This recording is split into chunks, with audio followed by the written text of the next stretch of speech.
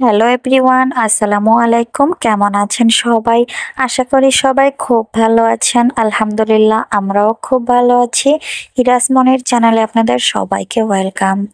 তো প্রতিদিনের মতো আজকেও মাহিরাকে নিয়ে একটু বাইরে ঘুরতে বের হলাম।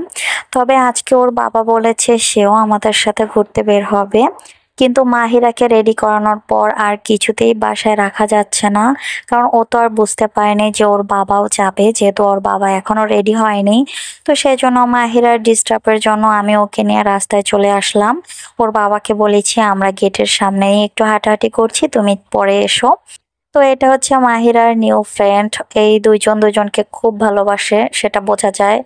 তো যাই হোক, এই ফ্রেন্ডের সাথে ও প্রতিদিন ঘোরাফেরা করে। আর মাহিরা কিন্তু মাশাআল্লাহ বিড়াল খুব পছন্দ করে, কিন্তু আমার বিড়াল ভয় লাগে। শুধু বিড়াল না, মাহিরা কিন্তু বিড়াল, কুকুর, মুরগি এগুলো সবই পছন্দ করে। কিভাবে বুঝলাম? যেহেতু ঈদে বাড়িতে গিয়েছিলাম, তখন আমি ওর ভিতরে এই জিনিসটা দেখেছি। আর এখন ও তো একটু বড় হয়েছে, এখন ওই যে বিড়াল দেখলেই শুধু ধরতে চায়। আর কুকুরটাকেও ও সম্ভবত ওই বিড়ালের বড়টাই মনে করে। তো যাই হোক, কিন্তু আমি ওকে বিড়ালের কাছে একদমই যেতে দিই না, কারণ বাচ্চা মানুষ কিভাবে না কিভাবে ধরে। বিড়ালে হয়তো বা আঁচড় কিংবা কামড় দিতেই পারে, তো ওকে আমি কখনোই বিড়ালের কাছে যেতে দেই না।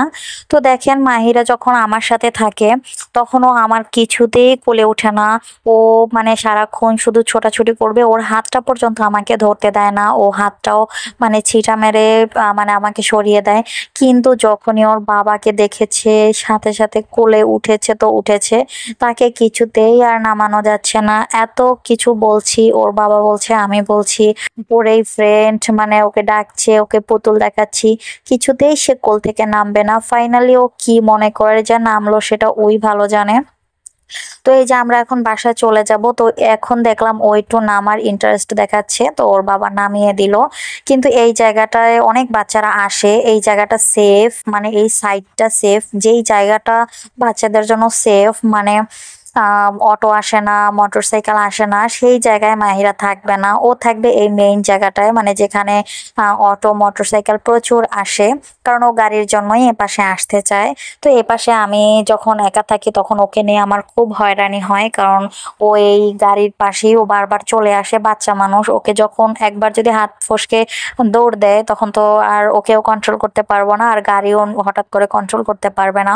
তো এটা নিয়ে মাহিরাকে নিয়ে খুবই বিপদ। তো ওর বাবা আছে দেখে আমার মানে খুবই রিল্যাক্স হচ্ছে, কারণ ওর বাবার কাছে থাকা মানে হচ্ছে ও আমার কাছে যতটুকু নিরাপদ থাকে তার চেয়েও 10 গুণ বেশি নিরাপদ থাকে ওর বাবার কাছে, এটা আমি মনে করি। তো যাই হোক, ওর বাবার কাছে মাহিরাকে কখনো আমি রাখলে আমি একদম নিশ্চিন্তে থাকতে পারি। তো এই যে এই ফোকাসটা একটু দেখেন, ওকে জাস্ট টেনে টেনে আমরা বাসায় নিয়ে যাচ্ছি। ক্যামেরাতে অতটা বোঝা যাচ্ছে কিনা জানি না, বাট ওর বাবা আর আমি ওকে জাস্ট এক প্রকার টেনে বাসায় নিয়ে যাচ্ছি। ও কিছুতেই বাসায় যাবে না।